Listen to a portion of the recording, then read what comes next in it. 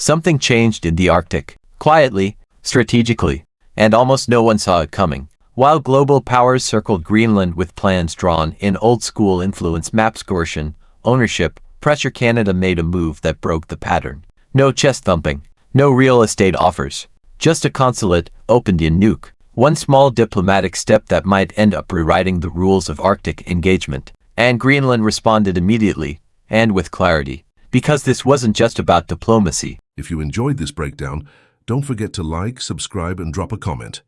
Your feedback helps shape what we cover next, and you being here keeps the conversation going. Thanks for watching. See you in the next one. It was about alignment. Greenland has made its goals unmistakably clear: economic independence, sustainable development, and full strategic autonomy. They're not looking for control from afar. They're looking for cooperation that respects their path, their identity, and their future. Canada offered exactly that. It was a sharp contrast to the United States, whose approach, particularly under the Trump administration, was to try and buy Greenland outright. Not once, not as a joke, but as a formal offer. The island was treated like a purchase order. Greenland's government didn't just say no, they said absolutely not. It wasn't just offensive. It missed the entire point. Greenland isn't a product. It's a nation in progress, defining its own future and choosing its own partners. So when Canada showed up with a model built around partnership, cultural connection, and mutual benefit, it wasn't just welcome, it was overdue. This shift didn't happen in isolation. It's part of a broader change in Arctic geopolitics, where traditional models of power are losing their grip. For years, influence in the region has followed the same formula: military presence, extraction-based investments, and territorial stakes. But Greenland's leadership is choosing a different direction, and Canada, this time, got it right. The foundation of this relationship goes deeper than policy. It's cultural. Greenland and Canada share Inuit heritage, deep familial ties, and centuries of northern resilience. These aren't symbolic details, they're real connections that foster trust and understanding. Canada isn't just nearby geographically, it's near socially, historically, and culturally. That matters when you're choosing partners to help shape your national future. And that future is already being built. Greenland is in the middle of a transformation.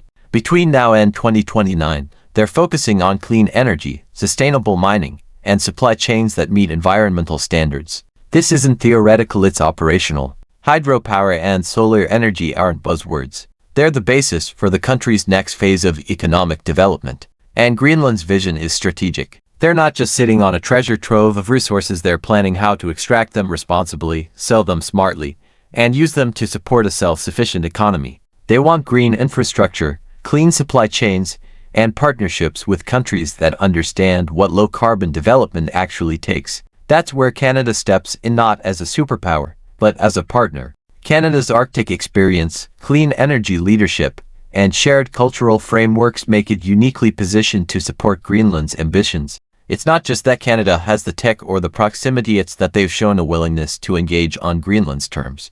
The consulate in Nuuk is proof of that. It's a subtle but significant gesture. It says, we're not here to extract, dominate, or dictate. We're here to collaborate, communicate, and connect. It's the kind of move that might not make headlines in Washington or Beijing, but in Greenland, it landed exactly the way it was meant to. And the response was immediate, positive, receptive, because Greenland recognizes what so many others have missed, that real power in the Arctic won't come from control. It'll come from cooperation. This entire story is a referendum on two competing models of influence. One model says, pressure first, power always. Offer money. Assert control. Treat sovereignty as flexible. That's the model the US tried. And it failed badly. The other model says, respect identity, align with goals, and build partnerships that last. That's what Canada's doing. And it's already working. This isn't about who has the biggest economy or military footprint. It's about who understands the new rules of influence. Greenland isn't choosing partners based on dominance. It's choosing based on values, on trust, on relevance. Because what's coming in the Arctic isn't just a resource rush. It's a full-scale shift in global logistics, energy networks, and geopolitical strategy. Melting ice is opening up summer shipping lanes. Global trade corridors are being redrawn. And Greenland is becoming a vital junction linking North America, Europe, and Asia in ways that didn't exist even a decade ago.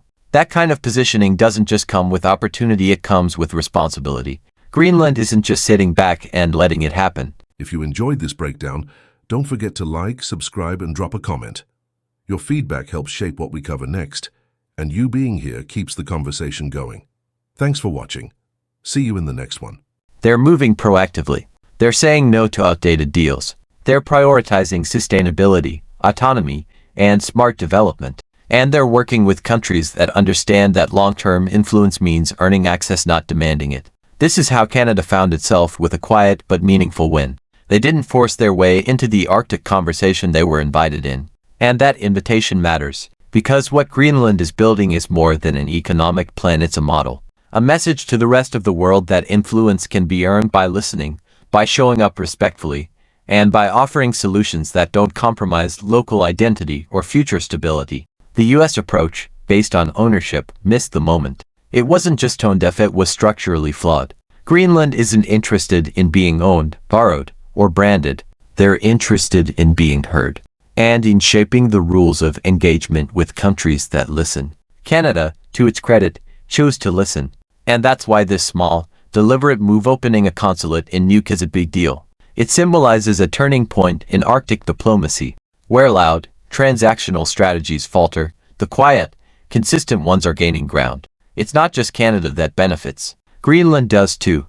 They gain a partner who respects their path to autonomy, who brings relevant expertise, who won't disappear after a headline fades. It's a mutually reinforcing relationship, built not on power imbalance, but on shared purpose. And that may just be the future of diplomacy in regions like the Arctic. The old map is fading. The new one is being drawn in slow, deliberate strokes. And right now, Greenland and Canada are sketching the outline together. If this story made you rethink how global influence really works, hit like, share it with someone who still thinks diplomacy is about dominance, and drop a comment below. Are we watching the Arctic become a blueprint for future partnerships? Or is this a one-off exception in a world still stuck in old models? And if you want more breakdowns on how the quiet moves are rewriting global politics, subscribe, we've got more of these stories coming. And trust us, they're changing the game. In the icy north, where superpowers once looked down and saw a barren expanse, the balance of influence has shifted, not with force, not with fanfare, but with something far more difficult to execute in global politics: respect. Canada's move to open a consulate in Nuuk wasn't just a box checked on a diplomatic to-do list.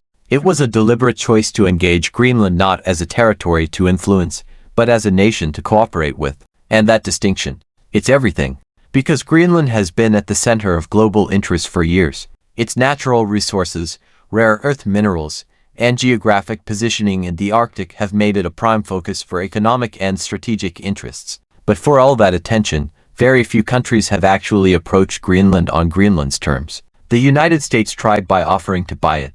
That single move crystallized everything Greenland has been trying to get away from. The idea that it's something to be bought, claimed, or used. The offer wasn't just rejected. It was rejected with force. Greenland's leadership didn't just say no, they used the moment to reiterate their pursuit of autonomy, sustainability, and cultural preservation. They weren't looking for buyers.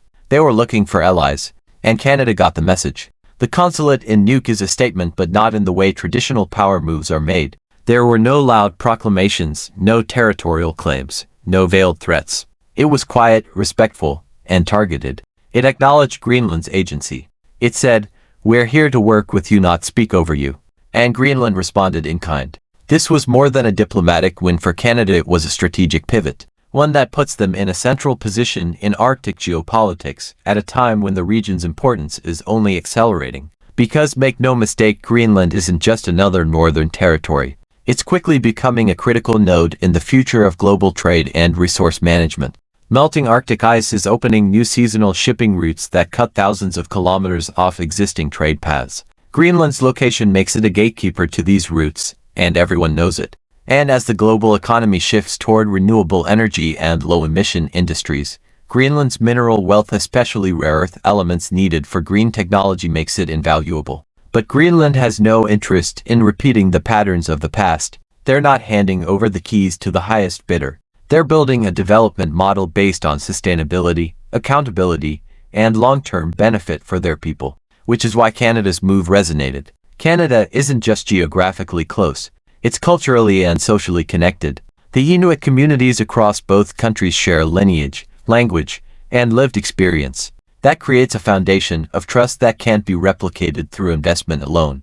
It's built-in alignment. And unlike the US, which has no indigenous connection to Greenland and came with a proposition rooted in control, Canada arrived with an offer rooted in cooperation. Let's be clear, Greenland isn't rejecting all foreign involvement. They're rejecting outdated models of involvement. The development strategy laid out for 2025 to 2029 shows exactly where they're headed. Renewable energy, hydropower, solar infrastructure, and sustainable mining. Their goals are focused, not just on extraction, but on climate responsibility and access to environmentally conscious markets, especially in Europe. This is where Canada's relevance becomes undeniable. With decades of experience in clean energy, Arctic infrastructure, and community-based development, Canada isn't just a friendly neighbor, it's a capable one. It can offer the tech, investment, and logistical expertise Greenland needs to grow on its own terms. And crucially, Canada isn't trying to rush that growth. There's a strategic patience in how they've approached this partnership. It's not about controlling the timeline. It's about matching it. That's a huge difference in a world where most global players show up with urgency, expectations, and strings attached. Canada showed up with none of that. That's why this story matters. Because it shows what it actually takes to gain influence in today's geopolitical environment, especially in regions like the Arctic, where trust is rare and history still echoes. Countries can't walk in and expect access because of size or power. They have to earn it. They have to show that they're willing to listen first, that they understand the priorities of the region, not just the value of its resources. Greenland and Canada are now setting an example of what that looks like in practice, and it's making a lot of other countries nervous. Because if Greenland continues to reward this kind of respectful, partnership-based diplomacy, the blueprint is going to change. The old model where military might, economic dominance, or territorial claims dictated access is being replaced by something slower, harder, and far more meaningful: relevance through cooperation. It means countries will have to shift from making demands to building trust, from trying to dominate to trying to align. That's not something every power is equipped to do, but it's working here. And the longer this partnership between Canada and Greenland grows, the more the Arctic becomes a test case for future diplomacy.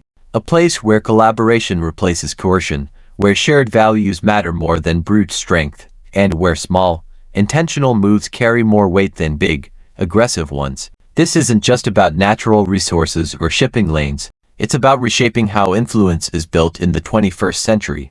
And if you're still thinking about power in terms of land grabs and leverage, you're going to miss what's actually happening. Because Canada just proved something quietly revolutionary. That in today's Arctic, you don't need to conquer to win. You need to be invited in. And Greenland, they're only opening the door to countries who understand that. There's a reason this moment between Canada and Greenland feels different, because it is different. In a world where diplomacy often gets reduced to loud announcements and ego-driven deals, this was subtle, thoughtful. It was a reminder that some of the most significant shifts in power don't come from sweeping headlines, they come from quietly getting it right. Greenland didn't respond positively to Canada because of convenience. It wasn't just about location. It was about behavior. About the way Canada approached them, with an open hand instead of a closed fist. Not with promises of control or wealth, but with the kind of partnership that Greenland has repeatedly said it wants. Think about what this means in practical terms. For years, Greenland has been flooded with attention for what lies beneath its ice: critical minerals, rare earth elements, and the looming potential of strategic shipping lanes. Everyone wants in. But instead of throwing open the gates, Greenland's been drawing boundaries, not out of fear, but out of vision. They have goals: economic diversification, strategic autonomy, climate leadership, and they are not about to trade those away for fast investment or shallow partnerships. That's why the US failed. When the offer to buy Greenland was floated, it revealed just how out of touch the approach was. It wasn't just politically tone-deaf, it was rooted in a worldview that sees land, not people, resources, not relationships. Greenland made it clear, they're not for sale, but they are building, and they'll choose their partners carefully. That's where Canada stepped in, not with ownership, but with presence. The consulate in Nuuk wasn't just symbolic, it was strategic. It created an open channel, a seat at the table, a line of communication grounded in mutual goals, not dictated expectations. And the response: immediate, positive, welcoming. It wasn't just diplomatic courtesy, it was recognition. Greenland saw Canada as a partner that understands the future they're building. A future where low-carbon development isn't just a hope, it's a requirement. Where renewable energy powers industries, and where trade aligns with climate ethics, not just profit margins. Canada's position in this vision isn't hypothetical. They bring real-world experience in sustainable mining, clean energy, and Arctic infrastructure. They understand the logistics of building in harsh environments, and more importantly, they understand the need to do it responsibly. That credibility gives them an edge that others simply don't have. But even more than that, Canada brings something else to the table: trust. That trust is built on shared history, shared culture, shared communities. The Inuit connection between Canada and Greenland isn't a footnote, it's a foundational bond. One that creates a level of social and political understanding that can't be negotiated into a contract. It just exists. And when Greenland is looking for collaborators in this next chapter, that trust is a game changer. What we're watching unfold is the quiet rise of a new model of diplomacy, one based not on who can control the Arctic, but on who's actually aligned with it. The old way, military posturing, real estate thinking, territorial claims, is running out of road. It's not that Greenland is hostile to foreign involvement. It's that they're being deliberate. And deliberate doesn't mean isolation. It means sovereignty. That's the shift. And it's a big one. Because when a country like Greenland, small in population, massive in geopolitical importance, starts shaping the rules of engagement instead of just reacting to them, it flips the script. And Canada didn't try to flip it back. They leaned in. That's why this isn't just a story about a consulate. It's a case study in modern diplomacy. The kind that understands the difference between influence and imposition. The kind that recognizes that respect isn't a weakness, it's a strategy. And it's working. Now, here's where it gets even more significant. This approach won't stay contained to Canada and Greenland. Other nations are watching. They're seeing what happens when diplomacy adapts to new realities instead of forcing outdated frameworks onto emerging powers. Countries in Southeast Asia, the Pacific, Africa, even South America, many of whom are also navigating the balance between natural resource, wealth, and self-determination, are going to see this. And they're going to take notes. If you made it this far, you already know this wasn't just a smart move by Canada. It was a turning point. And if the rest of the world is paying attention, it won't be the last. Hit like if you're seeing this shift the way we are. Share it with someone who still thinks influence is about size.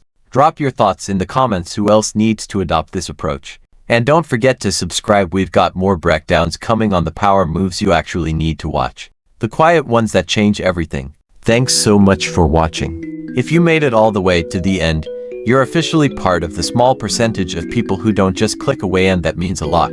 Before you go, I'd love to hear from you. Drop a comment below and tell me your thoughts, your ideas, or even what you'd like to see next. I read every single one of them, and your feedback genuinely shapes the direction of this channel. If you enjoyed the video, tap that like button. It tells YouTube this content is worth sharing. And if you haven't already, hit subscribe and turn on notifications so you don't miss the next upload. We've got more exciting videos coming, and trust me, you'll want to be here for them. This channel is just getting started, and your support helps it grow faster than you realize. Thank you again for spending a part of your day here with me. Stay curious, stay motivated, and as always, take care of yourself. Until next time, I'll see you in the next video.